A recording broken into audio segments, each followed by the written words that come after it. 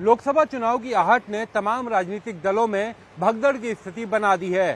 पूर्व से पश्चिम, उत्तर से दक्षिण, ऐसा लग रहा है कि तमाम राजनीतिक दलों के नुमाइंदों को ऐसा लग रहा है कि प्रधानमंत्री नरेंद्र मोदी की वैतरणी पर चढ़कर ही वो चुनावी नैया को पार कर सकते हैं। तमाम ऐसे राजनीतिक दल हैं जिसके नेता जल्द से जल्द बीजेपी में शामिल होना चाहते हैं। क्या ये सिर्फ चुनावी जीत के लिए किया जा रहा है या फिर इसके पीछे कुछ और कारण है? कई सूत्रों की माने तो लोकसभा चुनाव का तारीखों का ऐलान होने के बाद कई राजनीतिक दलों में बड़े पैमाने पर नेता लोग बीजेपी में शामिल होंगे। अभी जो संख्या सामने आ रही है ये उसके मुकाबले कुछ भी नहीं है। कई ऐसे नेताओं का इंतजार हो रहा है जो लगातार बैठे हुए अपनी पार्टियों में, लेकिन वो इंतजार कर रहे हैं कि किसी तरह जब चुनावों की तारीखों का ऐलान हो तो वो बीजेपी में शामिल हो जाएं। 5 राज्यों के विधानसभा चुनाव के नतीजों ने बीजेपी का ग्राफ एकदम से ऊंचा कर दिया। ऐसा लग रहा था कि कांग्रेस मध्य प्रदेश जीत लेगी, छत्तीसगढ़ को बचा लेगी, लेकिन हुआ इसका ठीक उलट। प्रधानमंत्री नरेंद्र मोदी की अध्यक्षता में बीजेपी ने इन तीनों ही राज्यों में बेहद शानदार जीत पाई।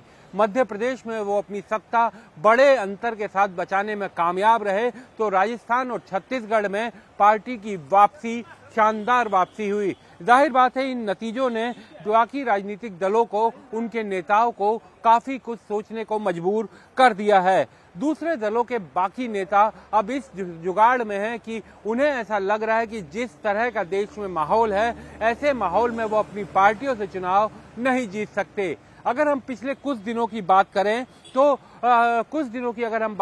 सबसे पहले अगर हम ताजा बात करें, जो राज्यसभा चुनाव के नतीजे सामने आए हैं वो ये साफ दिखाता है कि पार्टियों को, नेताओं को अपनी पार्टियों पर कतई विश्वास नहीं रहा। सबसे चौंकाने वाला नतीजा आया है हिमाचल प्रदेश का, जहां पर कांग्रेस के पास बहुमत की सरकार थी। 45 विधायक थे, 40 विधायक थे। आसानी से पार्टी के सांसद पद के प्रत्याशी अभिषेक मनु सिंघवी, जो देश के जाने माने वकील हैं, उनकी जीत सुनिश्चित लग रही थी, क्योंकि बीजेपी के पास विधायकों का आंकड़ा सिर्फ 25 था। लेकिन नतीजा जो आया उसने पूरे देश को चौंका दिया। बीजेपी और कांग्रेस दोनों के प्रत्याशियों को 34 मत मिले, यानी कांग्रेस को जो 9 विधायक समर्थन कर रहे थे, 6 उनकी पार्टी के और 3 निर्दलीय, ये 9 बीजेपी के साथ जाकर जुड़ गए, बीजेपी के समर्थन में वोट दे दिया। 34 दोनों प्रत्याशियों को मिले और जब लॉटरी निकाली गई तो उसमें निकले बीजेपी के प्रत्याशी का नाम और उन्हें जीत हासिल हुई। ऐसा ही कुछ उत्तर प्रदेश में देखने को मिला, जहां समाजवादी पार्टी को एक बड़ा झटका झेलना पड़ा। उसका तीसरा उम्मीदवार हार गया।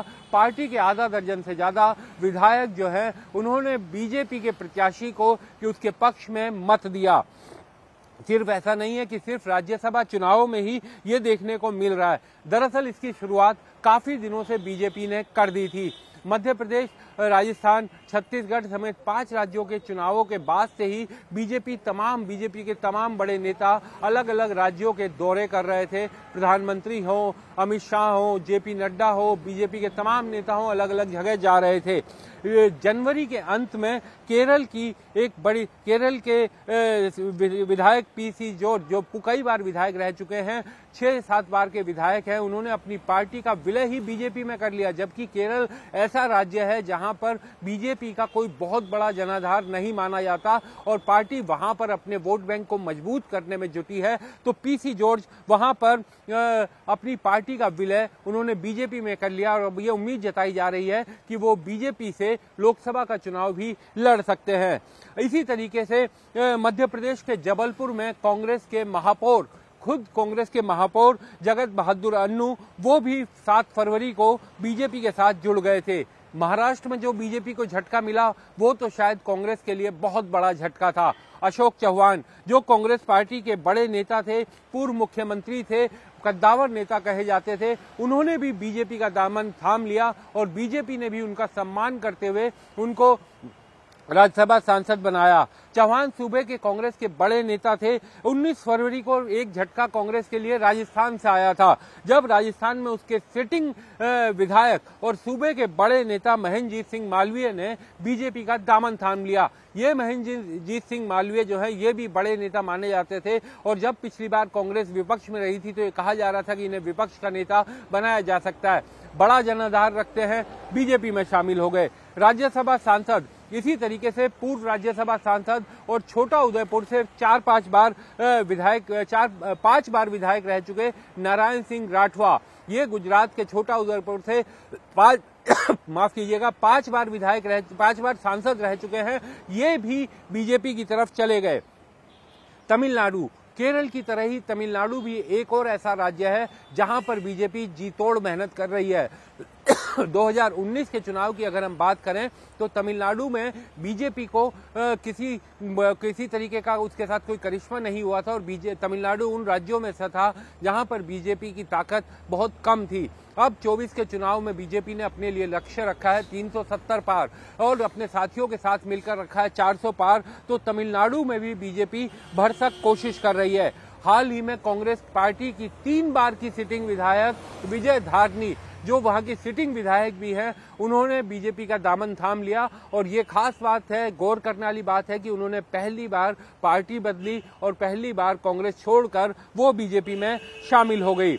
अरुणाचल प्रदेश, सुदूर उत्तर पूर्व का अरुणाचल प्रदेश छोटा सा राज्य है, खूबसूरत सा राज्य है। वहां पर भी बीजेपी लगातार मजबूत हो रही है, और बीजेपी में शामिल होने वाले नेताओं की वहां पर भी लाइन लगी हुई है, क्योंकि पूरे उत्तर पूर्व में कांग्रेस को एक तरह से अस्तित्व खत्म कर बीजेपी ने अपना साम्राज्य जमा लिया है। और कांग्रेस के 2 विधायक निनोंग एरिंग समेत कुल 4 विधायक शामिल हुए बीजेपी में अभी कुछ दिन पहले, जिसमें से निनोंग एरिंग तो केंद्र में मंत्री भी रह चुके हैं। जी हां, मनमोहन सिंह सरकार के दौरान वो राज्य मंत्री भी रह चुके हैं, तो वो शामिल हो गए। अभी कल ही मंगलवार को आरजेडी के 1 विधायक और कांग्रेस के 2 विधायक बीजेपी में शामिल हो गए। तो ये तमाम ऐसी सूची है जो पिछले 1-1.5 महीने की है, जिसमें कई सिटिंग विधायक, कई सिटिंग सांसद बीजेपी में शामिल हो रहे हैं, और कई ऐसे नेता हैं जिनके बारे में कभी किसी ने सोचा नहीं था कि वो बीजेपी का दामन थाम लेंगे।